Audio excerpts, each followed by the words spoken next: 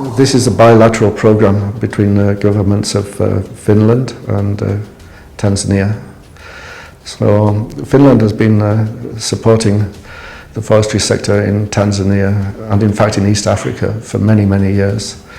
Earlier on, the focus was on forestry education and forestry training. But then around about 2014 they started these territorial forestry programs working in plantation forestry, which is this one, and a sister project called FORVAC, which is working on natural forest management. PFP has been quite successful working in Iringa region and in Njombe region and to an extent in Rovuma region. Here there is a massive forest industry already and it's got potential for growth. And it's an industry which is now involves large numbers of small tree growers and large numbers of SMEs. So by improving the performance of this sector, it's a sector which is already very inclusive. We're also able to meet the development needs or the development goals of Finland by promoting inclusive economic development. Well, starting with tree growers, there are very many small tree growers in the Southern Highlands. Maybe something like 60,000 to 100,000 people are involved in tree growing directly. So we work in villages where smallholder forestry is a major economic activity, and we've been supporting the development of tree growers associations, tree growers association formation and strengthening, and we've supported the formation of an overall apex body for tree growers associations, which is the Tanzania Tree Growers Association Union. So we've been supporting the organisational development of at both level, at the TGA and at the Titigao, so that they can provide services to tree growers. We also are outreach to large numbers of SMEs. We did quite a bit of research on the sort of typical SMEs in the villages, like the carpentry workshops, the charcoal manufacturers, the people who are doing the sawing in the forests. We've looked at how they operate their businesses, and we've developed approaches with them for helping them to improve their businesses, and then we've been rolling out guidelines for extension workers to work with SMEs to improve their performance. One of the biggest risks that faces the industry as a whole in the Southern Highlands is wildfires or forest fires. In 2020 and 21, forest fires caused an incredible amount of damage, and they made potential investors turn away because they were scared of the risks of investing in forests for several years and then just seeing their assets destroyed by fire. Mradi umesaidia kuanzisha kwa kamati za usimamizi wa moto vijijini, kuanzisha kwa vikosi kazi dhidi ya moto, na pia kuanzisha kwa sheria ndogo ambazo zinasaidia matumizi sahihi ya moto vijijini. Mradi pia umesaidia kuanzisha kwa mpango wa usimamizi wa moto vijijini. Katika kutengeneza mpango huu ambao unachukua miaka 5, wanakijiji wanaainisha madhara wanayopata kutokana na moto, lakini pia wanaainisha mioto ambayo imetokea katika miaka 5 iliyopita. Wanachora kwenye ramani miaka 5 iliyopita na vyanzo vyake. Kwa mfano, chanzo kikubwa kimekuwa ni uandaaji wa mashamba kwa kutumia moto. Hii ndio kimekuwa ni chanzo kikubwa sana katika vijiji vingi. Lakini vyanzo vingine ni pamoja na uchomaji wa mikaa, matumizi ya chakula nje ya maeneo ya makazi. Lakini pia vyanzo vingine ni kama uchomaji wa mkaa, urinaji wa asali, lakini na uvutaji wa sigara.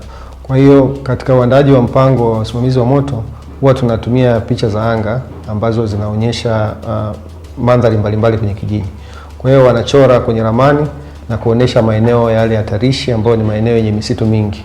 Wakishaonyesha, wanaangalia njia mbalimbali za kuweza kuilinda, kama Wanaweza kutumia vitu vya asili kama mito ipo, wataonyesha mito, lakini pia kama kuna barabara watazionyesha, na pia kama njia za moto ambazo zipo pia watazionyesha. Baada ya hapo watasema njia za moto ambazo wanataka waziainishe ambazo zitasaidia kulinda yale maeneo. Kwa hiyo watazionyesha pale kwenye ramani pia. Wakimaliza hapo pia wataonyesha yale maeneo yaliyoinuka, kwa maana ya kuweka sehemu ambayo itakuwa ya uangalizi kwa yale maeneo yenye misitu. Hiyo inasaidia kama moshi umetokea sehemu, wanaweza kutoa taarifa kijijini ili waende kupambana na huo moto. Pia katika huu mpango unakuwa na mpango kazi ambao unaonyesha vitu mbalimbali wanaofanya katika kila mwezi, hasa kwenye ile miezi ambayo inakaribia moto, ambayo ni mwezi wa 8 mpaka mwezi wa 12. So I think in this way we can reduce the risk that fire poses to forestry investors in the Southern Highlands and make it a more attractive investment for the future.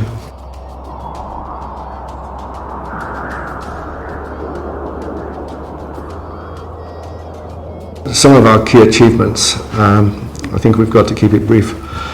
In 2014 and 2015, a lot of emphasis was put on to establishment of the Forestry and Wood Industries Training Centre in Mafinga to provide capable, practical, skilled workforce for the industry. And our work in the communities always started with facilitating the formation of village land use plans with local government and the communities. We developed participatory approaches with National Land Use Planning Commission for developing these land use plans, and all in all, through these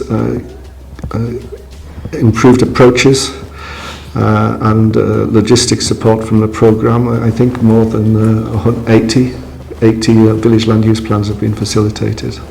Mradi huu wa Panda Miti Kibiashara unafanya kazi kupitia kwenye vikundi vya wakulima wa miti ambavyo ndani yake vinaundwa na mkulima mmoja mmoja, ambao kwa pamoja wamekusanyika kwa lengo la kufanya kilimo cha kisasa na kujikwamua kiuchumi.